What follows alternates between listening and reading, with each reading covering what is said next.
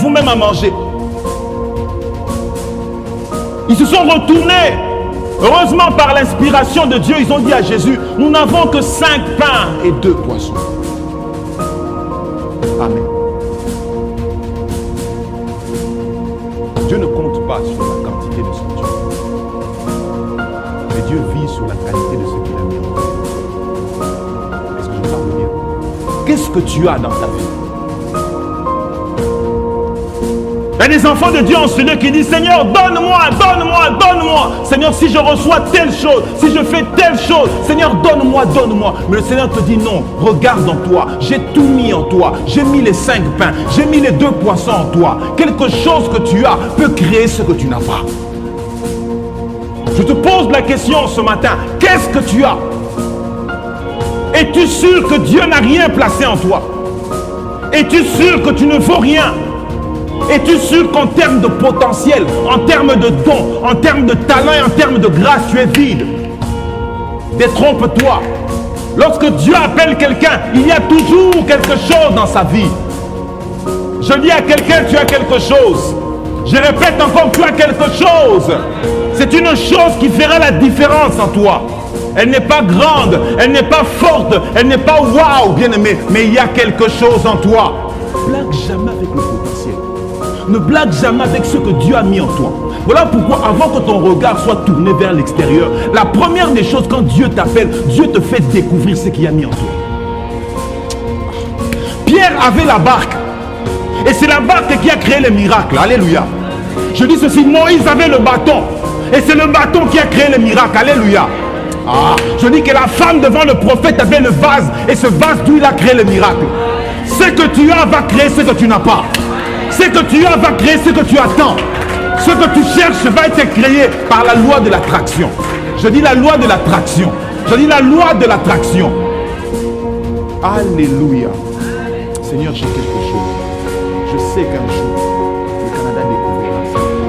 Je sais qu'un jour, le monde découvrira ça. Parce que la chose, elle est comme une sémence.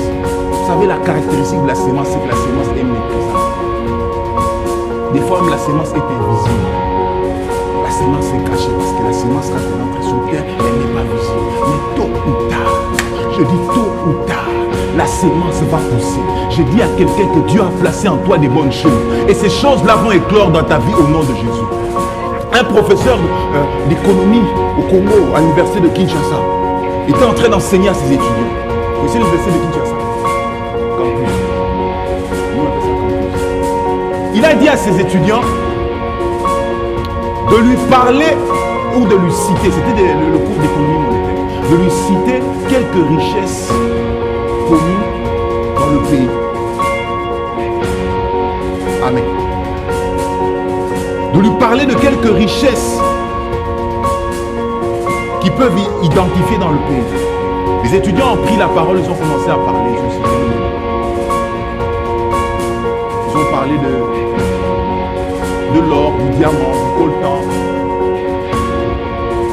Tout ce que vous savez de précieux qui peut constituer une richesse. Vous savez qu'est-ce qui s'est passé à la fin? Que tous se sont ressuscités. Il a dit, tout ce que vous m'avez cité là ne sont pas des richesses. Alléluia. Ce ne sont que des ressources. Tant qu'une ressource n'est pas transformée en richesse, elle ne peut rien produire. Est-ce que je parle bien? Je dis, tant qu'une ressource est en toi, elle demeure ressource non exploitée, elle n'est pas une richesse. Ce n'est qu'un potentiel. Et tant que le potentiel n'est pas activé, quelqu'un dit avec moi activé.